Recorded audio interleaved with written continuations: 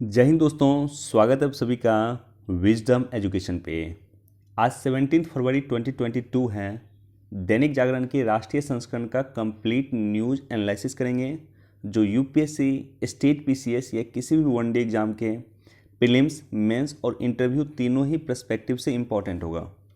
आगे बढ़ने से पहले हमारे चैनल पे नए हैं तो सब्सक्राइब कर दें, अपने दोस्तों के साथ, कलीग के साथ इसे शेयर कर दें। कोई क्वेश्चन पूछना चाहते हैं, कुछ सुझाव देना चाहते हैं, कमेंट सेक्शन खुला हुआ, सुझाव दे सकते हैं। और वीडियो को निश्चित तौर पे लाइक कर दें और साथ ही साथ हमारे टेलीग्राम चैनल को ज़रूर जाकर के आप लोग ज्वाइन कीजिएगा। जो इम्पॉर्टेंट न्यूज़ होता है उसको टिक करके मैं टेलीग्राम पे प्रोवाइड करता हूँ ताकि उसे आप लोग पढ़ लें। हमारे टेलीग्राम चैनल का लिंक आपको डिस्क्रिप्शन में मिल जाएगा, या टेलीग्राम पे जाएंगे, विजडम एजुकेशन सर्च करेंगे, हमारा चैनल आपको मिल जाएगा। और साथ ही साथ जिन लोगों को मुझसे कोई क्वेश्चन पूछना है, प्रश्न पूछना है, आप मुझे इंस्टाग्राम पे फॉलो कर सकते हैं और इंस्टाग्राम पे मुझसे क्वेश्चन भी पूछ सकते हैं। इंस्टाग्राम का भी लिंक आपको डिस्क्रिप्शन में मिल जाएगा। वीडियो अगर आपने देखना शुरू किया तो वीडियो को पॉज कर दीजिए, उसके बाद इस क्वेश्चन का जवाब हमें कमेंट सेक्शन में सभी लोग अटेम्प्ट कीजिएगा। वीडियो के आखिर में इस पर डिस्कस कर दूंगा। पहला जनजातीय गौरव दिवस कब मनाया गया? 15 नवंबर 2021, 16 नवंबर 2021, 17 नवंबर 2021 या 18 नवंबर 2021? वीडियो के आखिर में इस पर डिस्कस कर दूंगा। फर्स्ट पेज पे एज सच कोई इंपॉर्टेंट न्यूज़ नहीं है, बस ये जो न्यूज़ है इसको थोड़ा सा मैं डिस्कस करना चाहूँगा। इस न्यूज़ पे एडिटोरियल भी हमने ऑलरेडी डिस्कस किया। कर्नाटका हिजाब का जो इशू है उस पर हमने चर्चा किया। लेकिन मेरा मानना है कि अगर कोई भी मैटर अगर कोर्ट में जाती है, वैसे कंडीशन में कोर्ट में कोई मैटर जाने के बाद कोर्ट के निर्णय का सम्मान हमें करना चाहिए और सभी पक्षों को करना चाहिए। हुआ यहाँ पे ये कि कर्नाटका में जो है स्कूल कॉलेज फिर से एक बार खुल गया, तो ऐसे कंडीशन में जो कॉलेज खुले तो मुस्लिम छात्राएं वहाँ पे एक बार फिर से बुर्का पहन के आ गई, हिजाब पहन के आ गई। माननीय हाईकोर्ट ने ये कहा था कि जब तक सुनवाई चलेगी, जब तक सुनवाई उनके पास चलेगी, वैसे कंडीशन में ना तो कोई भी महिला ना तो हिजाब पहन सकती है और ना ही सेफ्रॉन कलर का स्कार्फ पहन सकती है। सेफ्रॉन मतलब भगवा कलर का, ना तो कोई स्कार्फ पहनेगी और ना ही कोई हिजाब पहनेगी जब तक सुनवाई चल रही है। तो as a citizen of India मुझे लगता है कि कोई भी निर्णय अगर न्यायपालिका में लंबित हो तो वैसे कंडीशन में जो सभी पक्ष हैं उस सभी पक्ष को इसका सम्मान करना चाहिए। तो कोर्ट के निर्णय का हमें सम्मान करना चाहिए। कोर्ट ने बोला था कि जब तक हम इसकी सुनवाई कर रहे हैं तब तक ना तो कोई स्कार्फ पहन के आएगा सेफ्रॉन कलर का या भगवा कलर का, ना कोई स्कार्फ पहन के आएगा और ना ही कोई बुर्का पहन के आएगा। तो इस निर्णय का सम्मान किया जाना चाहिए। बाकी देखते हैं इस पर कोर्ट क्या एक्शन लेती हैं। और माननीय सर्वोच्च न्यायालय ने भी कहा है कि वो कर्नाटका हाई कोर्ट के डिसीजन को आने देते हैं और उसके बाद अगर सर्वोच्च न्यायालय को लगेगा, सुप्रीम कोर्ट को लगेगा कि इंटरवीन करना चाहिए तो सुप्रीम कोर्ट इंटरवीन करेगी, अदरवाइज सुप्रीम कोर्ट इंटरवीन नहीं करेगी। तो कर्नाटका हाई कोर्ट का निर्णय काफ़ी इंपॉर्टेंट होने वाला है और मुझे लगता है कि इसका जो भी निर्णय होगा पूरे देश में उसका इम्पैक्ट होगा। तो इसलिए वर्तमान में जो माननीय कर्नाटका हाई कोर्ट ने जो कहा है तो उसका सम्मान होना चाहिए। बाकी इस पर कोई ऐसा इंपॉर्टेंट न्यूज़ नहीं है फर्स्ट पेज पे।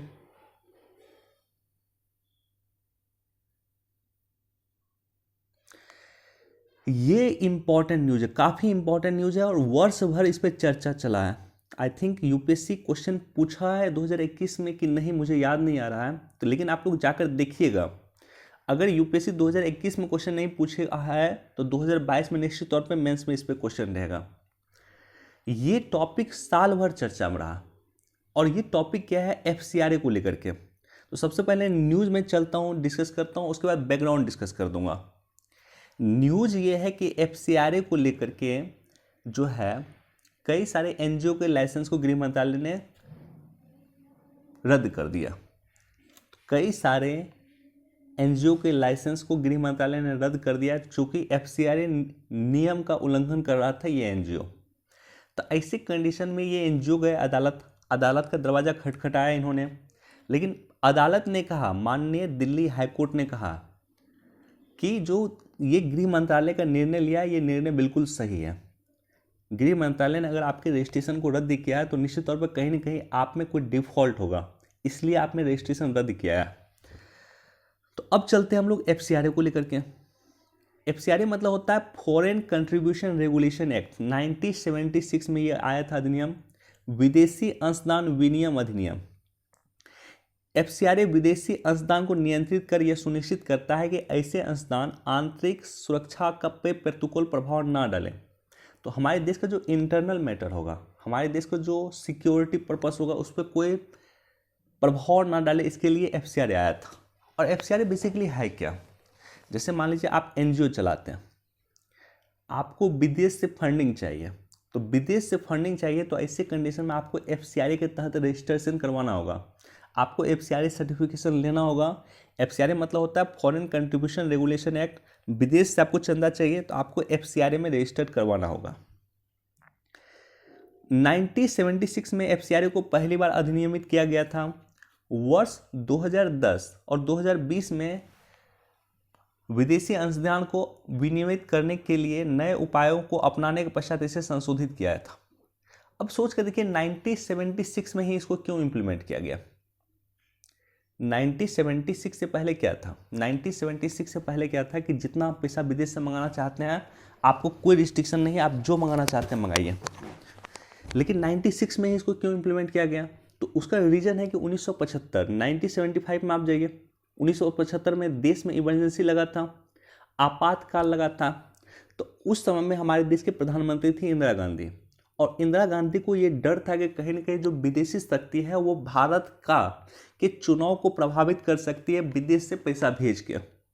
तो इसलिए 1976 में इस कानून को लाया गया था कि कोई विदेशी शक्ति या विदेशी ताकत, कोई अमेरिका या रूस या कोई भी देश, शीत युद्ध का दौर चल रहा था, भारत में पैसा भेज करके भारत की चुनावी प्रक्रिया को प्रभावित न करे, इसके लिए 1976 में इसे लाया गया था।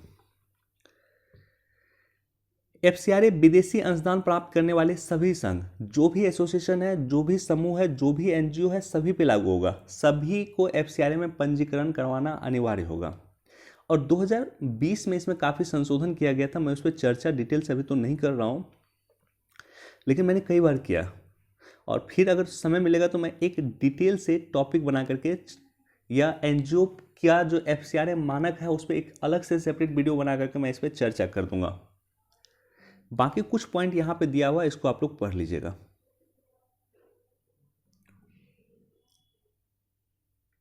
देखिए यहाँ पे क्या है कि 2020 में जो इसमें संशोधन आया है एफसीआरए में, उसमें क्या है कि आपको रेन्यूअल करवाना होगा। आपका जो अपना पंजीकरण संख्या, एफसीआरए पंजीकरण संख्या मिला है, उसको रेन्यूअल करवाना होगा। और कई सारे जो एनजीओ है वो रेन्यूअल नहीं करवाई है। कई सारे एनजीओ जिन्होंने रिन्यूअल नहीं करवाई है तो उसका क्या है कि उसका लाइसेंस रद्द कर दिया गया। तो बस न्यूज़ इतना ही है कि एफसीआरए के तहत रिन्यूअल इन एनजीओ को करवाना था, ये एनजीओ ने रिन्यूअल नहीं करवाया है, इसलिए गृह मंत्रालय ने इसके लाइसेंस को रद्द कर दिया।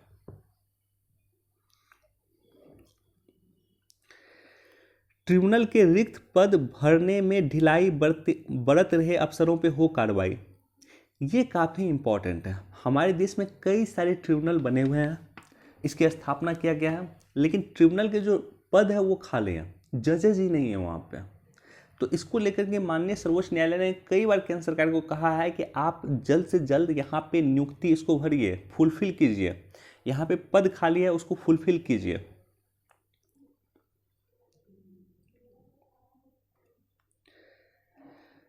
प्रौढ़ ही नहीं अब सबके लिए होगी शिक्षा। केंद्र सरकार ने प्रौढ़ शिक्षा योजना जो है उसका नाम बदल करके अब कर रही है नव भारत साक्षरता कार्यक्रम। तो ये याद रख लीजिएगा, क्वेश्चन हो सकता है, पूछा जा सकता है। नव भारत साक्षरता कार्यक्रम, नव भारत साक्षरता कार्यक्रम किसका नाम होगा? तो प्रौढ़ शिक्षा का नाम होगा, जिसका हमारा टारगेट है कि साक्षरता को 100% हासिल किया जाए। प्रौढ़ शिक्षा 15 वर्ष से अधिक उम्र के बच्चों के लिए बेसिकली लागू होता था, तो इसका नाम बदल करके अब कर दिया गया है नव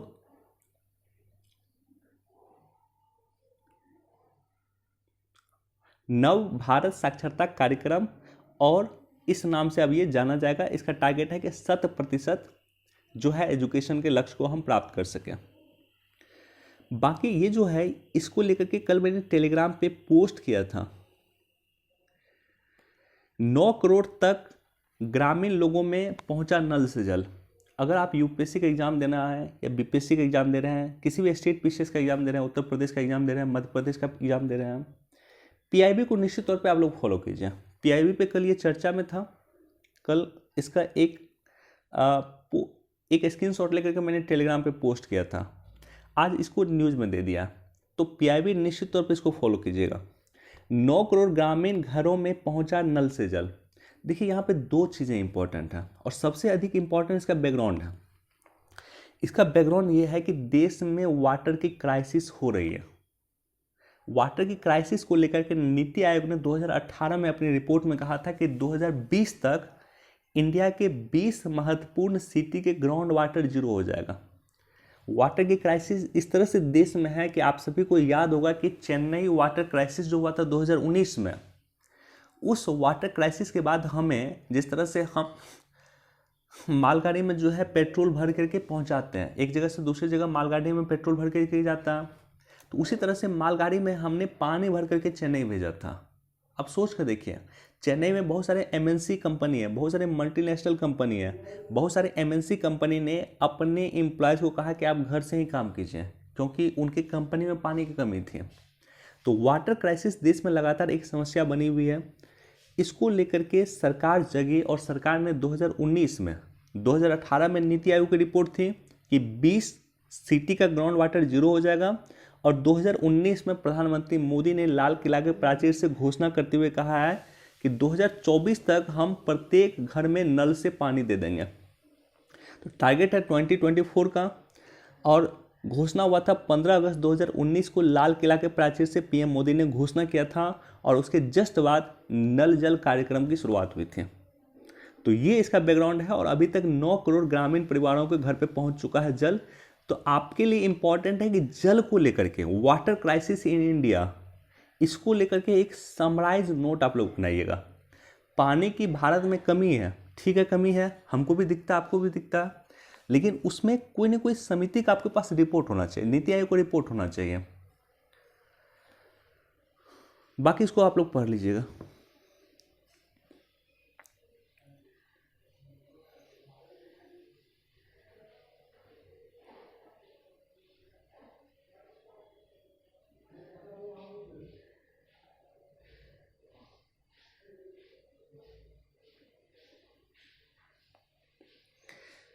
खाद्यान्न पैदावार 31 करोड़ टन से भी अधिक रहने का अनुमान। निश्चित तौर पे भारत के लिए एक अच्छा ही कदम है, खाद्यान्न पैदावार बढ़ रही है। अब देखिए ये जो न्यूज़ है, इस न्यूज़ पे मैं सेपरेट वीडियो बना करके इस पे चर्चा करूँगा। भारत और यूएई संबंध, इंडिया यूएई संबंध। अभी ये न्यूज़ क्यों दिया हुआ? भारत और यूएई जो है शुक्रवार को सीपा पे साइन कर रहा है, cepa, CEPA, comprehensive economic partnership agreement, जहाँ पे हमारा टारगेट ऑलरेडी है कि हम यूएई के साथ, दो टारगेट है। एक तो ये है कि यूएई के साथ जो है व्यापार हम $100 बिलियन क्रॉस करें, और $100 बिलियन की जब मैं बात कर रहा हूँ तो यहाँ पे मैं तेल के व्यापार की बात नहीं कर रहा हूँ। तेल के व्यापार तो वन साइडेड है, तेल सिर्फ यूएई इंडिया को देता है, इंडिया यूएई को तेल नहीं देता। तो तेल के व्यापार छोड़ करके जो अन्य व्यापार है वो भारत और यूएई $100 बिलियन का व्यापार प्रति वर्ष पार करें, तो ये टारगेट है। और दूसरा टारगेट है कि यूएई इंडिया में $100 बिलियन का इन्वेस्टमेंट करें। आप सभी को ज्ञात होगा कि जम्मू कश्मीर में, जो कश्मीर का क्षेत्र है, वहाँ पे एक बहुत बड़ा मॉल यूएई बना रहा है। तो इस तरह से कई सारे इन्वेस्टमेंट यूएई इंडिया में कर रहा। अच्छा, ये इन्वेस्टमेंट यूएई इंडिया में क्यों कर रहा? तो जब इसके बैकग्राउंड को आप तलाशिएगा तो वहाँ पे एक कॉन्सेप्ट आपको निकलेगा, white oil concept. White oil concept क्या होता है? वाइट ऑयल कॉन्सेप्ट, तेल काला होता तो तेल उजला क्यों होता है भाई? वाइट ऑयल मतलब क्या हो गया? उजला तेल कॉन्सेप्ट। तो वाइट ऑयल कॉन्सेप्ट का बेसिकली शुरुआत हुआ था 2015 में। आप ये देखिएगा कि 2015 के बाद भारत और यूएई का संबंध, या भारत और अरब देशों का संबंध लगातार इंप्रूव हो रहा है। तो इसका रीज़न क्या है? इसका रीज़न यह है कि 2015 तक जितना तेल खाड़ी देशों के पास था, उस तेल का आधा यूज कर लिया। मान लीजिए खाड़ी देशों के पास 1 करोड़ टन तेल था, उसका स्टॉक, उसका भंडारण। तो उस 1 करोड़ टन तेल में 50 लाख टन तेल जो है इसका यूज 2015 तक ये देश कर चुके थे।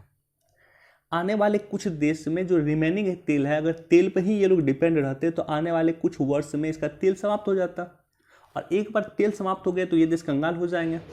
तो इन देशों को ये बात पता है कि हम अपनी तेल का आधा यूज कर चुके हैं, जितना हमारे पास तेल है उस तेल का हमने आधा यूज कर दिया, उस पेट्रोल का हमने आधा यूज कर लिया, आधा दुनिया को बेच दिया, रईसी में अभी तक हम जिंदगी गुजारे हैं।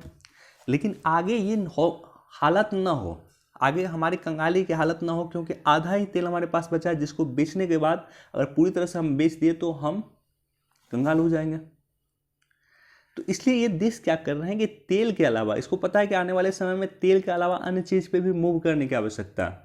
क्योंकि 2015 में ये याद कीजिए कि पेरिस समझौता हुआ था, जहाँ पे रेन्यूएबल एनर्जी को बढ़ावा देने का काम चल रहा, सोलर एनर्जी को लेकर के चर्चा होनी शुरू हो गई थी। तो ये देश क्या कर रहे हैं कि तेल की जगह अन्य चीज़ों पे जो है अपनी इकोनॉमी को फोकस कर रहे हैं। मसलन आप यूएई को देखिए कितना डेवलप किया पिछले 5 वर्ष में। यूएई जो है मंगल ग्रह तक पहुंच गया। यूएई में कई सारे फ्रीडम दिए जा रहे हैं, महिलाओं को कई सारे फ्रीडम दिया गया है यूएई में, जो कंजर्वेटिव देश था। तो और साथ ही साथ यूएई इंडिया जैसे देश को ढूंढ रहा है जहाँ पे यूएई इन्वेस्ट कर रहा है। तो ये देश जो है तेल से अन्य चीज़ों पे अपनी अर्थव्यवस्था को मूव कर रही है। इसी कॉन्सेप्ट को कहा गया व्हाइट ऑयल कॉन्सेप्ट। पर्यटन पे ये देश मूव कर रही है, आईटी उद्योग में ये देश मूव कर रही है। तो तेल जो आधारित इकोनॉमी थी, उस इकोनॉमी से अन्य चीज़ों पे मूव करने की जो व्यवस्था है, that is known as white oil concept. और इसलिए अभी आप देखेंगे कि शुक्रवार को भारत और यूएई के बीच में सीपा साइन होने वाला है। सीपा मतलब होता है कॉम्प्रिहेंसिव इकोनॉमिक पार्टनरशिप एग्रीमेंट। बाकी मैं इस पर सेपरेट चर्चा कर दूंगा।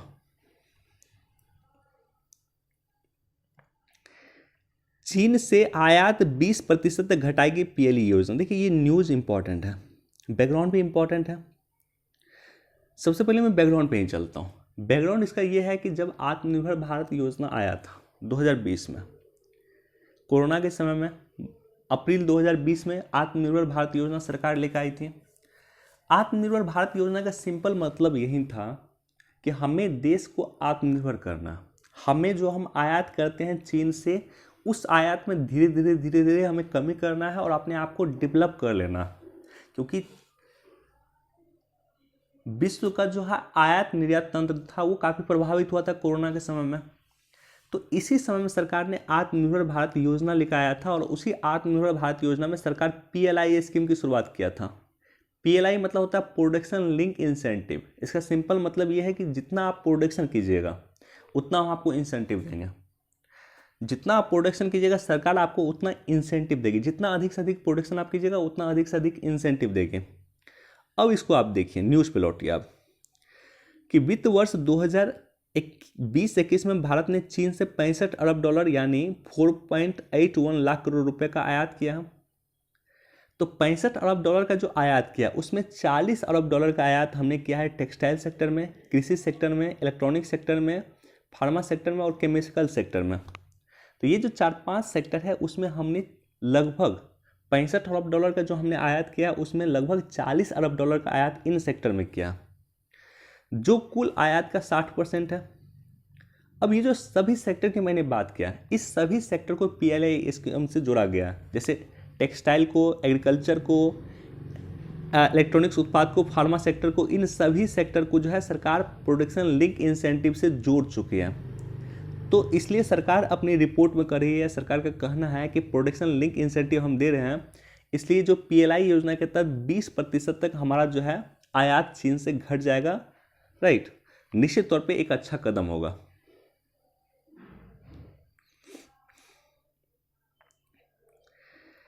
फिर अर्थव्यवस्था पकड़ी रफ्तार।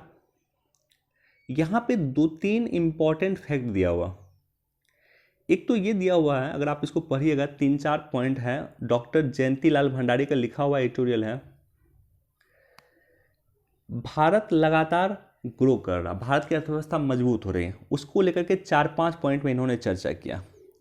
पहला पॉइंट ये बोल रहे हैं कि जो विश्व की 47 जो उच्च मध्य और निम्न आय वाली अर्थव्यवस्था, उस 47 अर्थव्यवस्था में भारत चौथे नंबर पे है।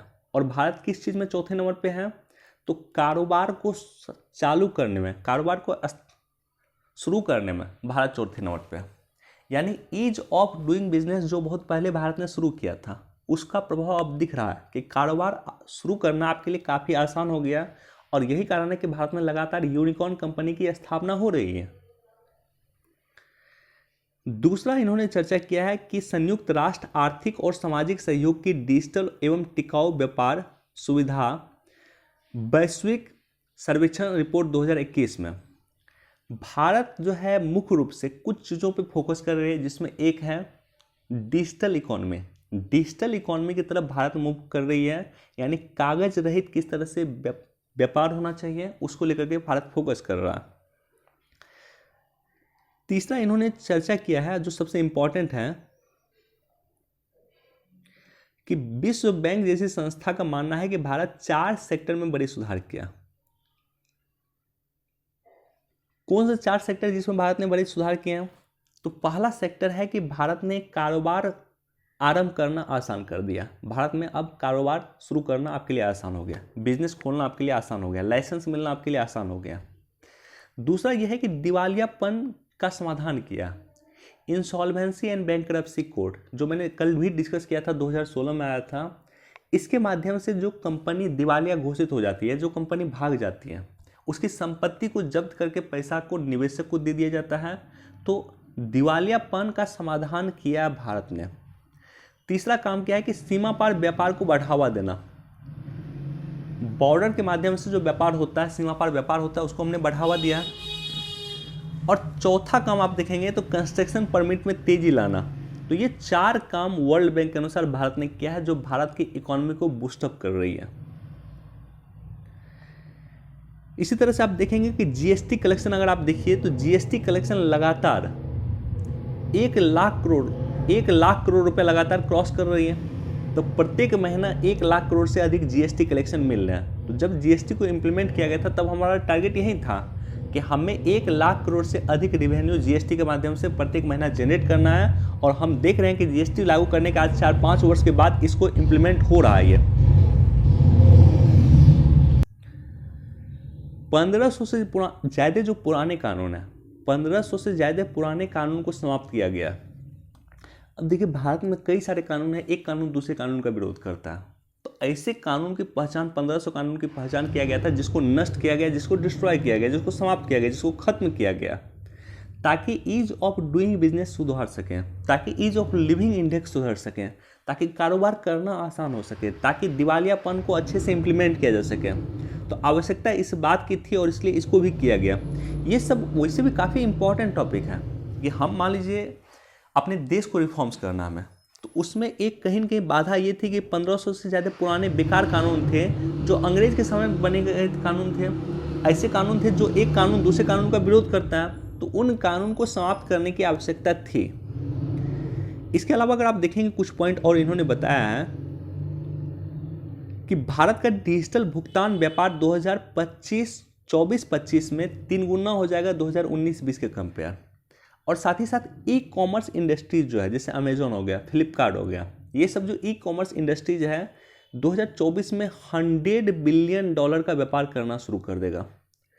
ये सब कुछ इंडिकेटर हैं जो ये बता रहे हैं कि भारत एक बार फिर से इकोनॉमिक रफ्तार आ चुका है। बाकी और कोई इंपॉर्टेंट न्यूज़ एडिटोरियल में तो इंपॉर्टेंट नहीं था, बस वो एडिटोरियल इंपॉर्टेंट था आपके लिए।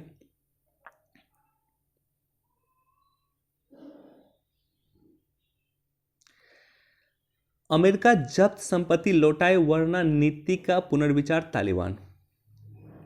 देखिए अमेरिका क्या किया है कि जो भी बैंकिंग सिस्टम था वो सारा का सारा बैंकिंग सिस्टम कहीं ना कहीं अमेरिकन कंपनी रेगुलेट करती हैं। गूगल रेगुलेट करता है, जीमेल वगैरह के माध्यम से सब कुछ होता है। तो ऐसे कंडीशन में अमेरिका जब लौट रहा था तो बैंकिंग सिस्टम को उन्होंने जब्त कर लिया था। और बैंकिंग सिस्टम को जब्त किया था, उसमें लगभग $7 अरब थे, $7 बिलियन थे।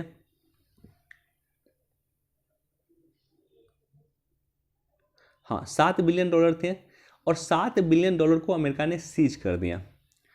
अब अमेरिका का कहना है कि अगर $7 बिलियन जो हमने सीज किया तो उसमें मानवीय सहायता के रूप में हम अफगानिस्तान को कुछ पैसा दे देंगे, और साथ ही साथ 2001 में जो है 11 सितंबर 2001 को जो अमेरिका में आतंकवादी हमला हुआ था ओसामा बिन लादेन का, उस हमला में मारे गए लोगों को पैसा दे देंगे। मैं फिर से रिपीट कर रहा हूँ कि $7 बिलियन जो अमेरिका ने सीज कर दिया था अफगानिस्तान के पैसा को, अफगानिस्तान के बैंकिंग व्यवस्था को जो सीज कर दिया गया था, उसमें $7 अरब थे टोटल। उस $7 अरब में जो कुछ पैसा वो क्या करेगा कि अफगानिस्तान को रिटर्न कर देगा, और कुछ पैसा क्या करेगा कि जो अमेरिका में आतंकवादी मारे गए थे, तालिबान का शासन था 2001 में अफगानिस्तान में, और कहीं ना कहीं तालिबान ने ओसामा बिन लादेन का सपोर्ट किया था, तो ऐसे कंडीशन में जो है कुछ पैसा वो अफगानिस्तान को रिटर्न कर देगा, और कुछ पैसा 2001 में जो अमेरिका में आतंकवादी हमले के दौरान जो लोग मारे गए थे उसकी फैमिली को दे देगा। इसकी आलोचना किया है तालिबान ने, और तालिबान ने कहा है कि अमेरिका जब्त संपत्ति लौटाए वरना नीति पे पुनर्विचार। नीति पे पुनर्विचार मतलब क्या हुआ? तो नीति पे पुनर्विचार मतलब होगा आपको लौटना होगा दोहा समझौता पे। दोहा समझौता हुआ था 2020 में, और तालिबान को लेकर के मैंने सेपरेट वीडियो बनाया था, आप लोग जाकर के देख लीजिएगा। तो तालिबान कह रहा है कि या तो अमेरिका पैसा रिटर्न कर दे, नहीं तो हम अपनी नीति जो अमेरिका के प्रति जो हमारी नीति है उस नीति पे हम पुनर्विचार करेंगे। इसका क्या मतलब है? इसका सिंपल मतलब मैं आपके साथ चर्चा करता हूँ। मार्च 2020 में दोहा में, कतर की राजधानी है दोहा, वहाँ पे अफगानिस्तान और तालिबान का जो है समझौता होता है। इस समझौते के तहत अमेरिका अगले 14 महीने में अफगानिस्तान से अपने सभी सैन्य बल को वापस बुला लेगा, और इस समझौते के दौरान भारत समेत दुनिया के 30 प्रतिनिधि वहां पे मौजूद थे। तालिबान ने इस समझौते के बदले अमेरिका को भरोसा दिलाया कि अलकायदा और दूसरे विदेशी आतंकवादी समूहों से अपने संबंध को समाप्त कर लेगा। तालिबान अफगानिस्तान की धरती का आतंकवाद गतिविधि के लिए इस्तेमाल नहीं होने देगा, अमेरिका की मदद करेगा। तो ये दोनों कमिटमेंट किया था तालिबान ने दोहा समझौते 2020 में, मार्च 2020 में अमेरिका से। अब नीति बदल लेगा मतलब क्या? तालिबान क्या बोल रहा? तालिबान बोल रहा है कि अमेरिका पैसा जो $7 बिलियन है पूरे हमें वापस लौटाए, नहीं तो हम अपनी नीति बदल लेंगे। इसका मतलब ये है कि तालिबान फिर से आतंकवादी संगठन से अपने संबंध को स्थापित कर सकता है, राइट। तालिबान फिर से जितने भी आतंकवादी संगठन है उसके साथ अपने संबंध को स्थापित कर सकता है। यही कहना बेसिकली कहीं ना कहीं तालिबान का।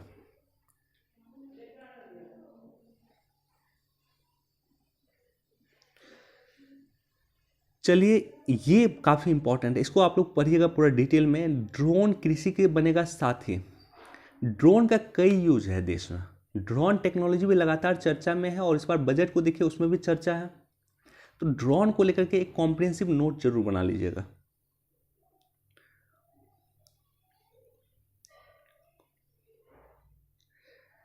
जनजातीय गौरव दिवस बेसिकली शुरुआत हुआ था बिरसा मुंडा की जयंती पे। बिरसा मुंडा की जयंती पे पहली जनजातीय गौरव दिवस मनाया गया, और मनाया गया 15 नवंबर को। तो 15 नवंबर को प्रति वर्ष जनजातीय गौरव दिवस मनाया जा रहा है या मनाया जाएगा। और 15 नवंबर को ही ये क्यों मनाया जाएगा? क्योंकि 15 नवंबर को बिरसा मुंडा की जयंती है। तो इसका सही आंसर है ऑप्शन ए, 15 नवंबर 2021 को पहला जनजातीय गौरव दिवस मनाया गया, और प्रत्येक वर्ष 15 नवंबर को ही जनजातीय गौरव दिवस मनाया जाएगा। वीडियो देखने के लिए आप सभी का धन्यवाद। Thank you so much. Please do like, share and subscribe. Thank you.